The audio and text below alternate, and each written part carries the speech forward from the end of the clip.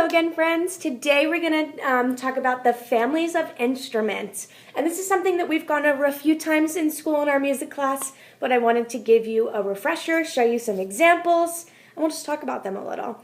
So if you have looked into our Schoology music folder, hopefully you've already found a few videos of myself and my friend Mr. Matt helping me with some percussion. He is Lancaster's percussion expert, and he works for Music for Everyone, which is a really incredible nonprofit that brings music into Lancaster City, all around Lancaster, and it's really amazing. So first we'll talk about, we have 4 different families of instruments, and the first one is percussion that we've heard about. Percussion instruments make sounds when they're hit. So like a drum, like a basic drum you think about, maybe a tambourine that you can shake or hit against your own body. Other instruments in percussion are shaken, like the maracas, and others might be rubbed or scratched using something or your hands or whatever else will make that instrument vibrate, which makes the sound. And I have a few examples of some percussion instruments that you may have seen. We have maracas, these you shake.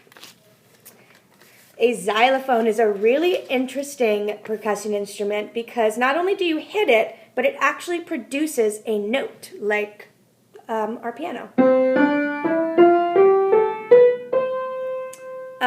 But unlike the piano, you're not pushing a key, you're hitting it with a mallet, which makes it a percussion instrument. We have a tambourine. Many of us have played these on circle. We have small ones that you can shake. Maybe we'll sing along, dance to some music with some tambourines.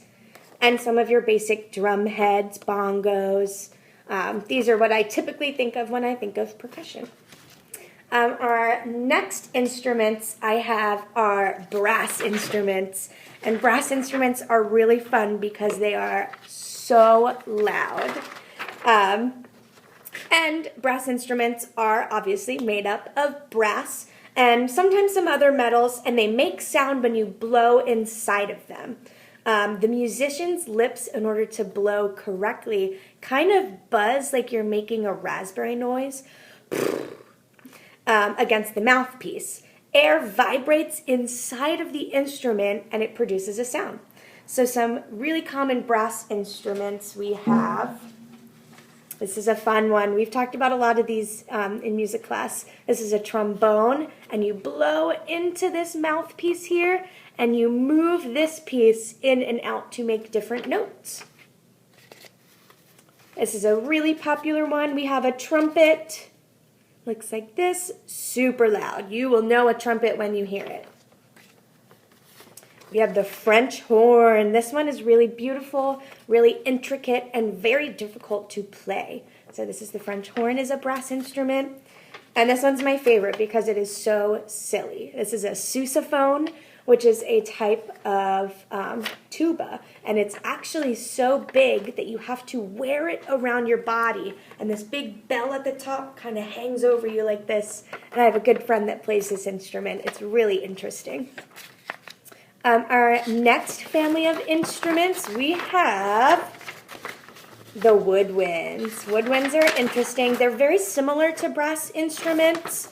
They make sound when you blow inside of them, but the air has to be blown across the edge of a reed. And a reed is a small piece of wood in the mouthpiece of the instrument that helps to make the noise.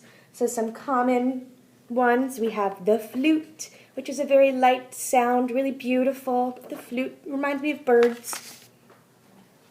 The saxophone. This one's a really cool one. Both of my brothers play the saxophone. It's really jazzy. It's really cool. It's fun.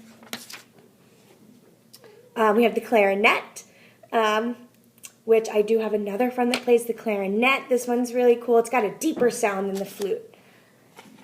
And our last family of instruments, this is our 4th one, we have the strings. I love the strings. I think they're so beautiful. The sounds of a string instrument come from the strings. The strings might be plucked like a guitar. They could be bowed, which like a cello or a violin, or struck to make those sounds as well. When you do this, it creates vibration that also causes sound. So here's some that I think of when I think of string instruments. We have a harp, is made up of many, many, many strings, very difficult to play, but so beautiful, so beautiful. Now this is our tricky instrument. It is in 2 categories. The piano is a string instrument. On the inside in here, all of these keys are connected to a string. But in order to play it, you actually have to hit the button. So it is both a string instrument and a percussion instrument. So this one is a little tricky. Our favorite, most basic one is our guitar. I'm going to post a video after this one as well about different guitars, how they are played, and I'm going to have a special guest playing some guitar for us. So I'm really excited for this one. You have the violin, rests under your chin. You use a bow to play it. And just a fun one. This one's a banjo. Has some really kind of country sound, but it is also plucked much like a guitar. So just a reminder, our 4 families of instruments. We have brass, we have percussion, woodwind, and also strings. So maybe you guys can, if you have any of these instruments at home, it might be fun to explore them, kind of learn a little bit more about each one. You could even do a little quiz with yourself, like what kind of instrument is this one? Maybe you'll get it right. Is this percussion? Is it strings? You tell me. So have fun with it. Explore all the different types of music you might have at your house. Maybe you have friends that do music. There's so many musicians right now who are playing live shows. There's orchestras from all over the world that you can see actually playing these instruments and hear what they sound like. We delved into one of my favorite shows shows and lessons that we did this year. We listened to Peter and the Wolf, and each character in this story was played by a different instrument.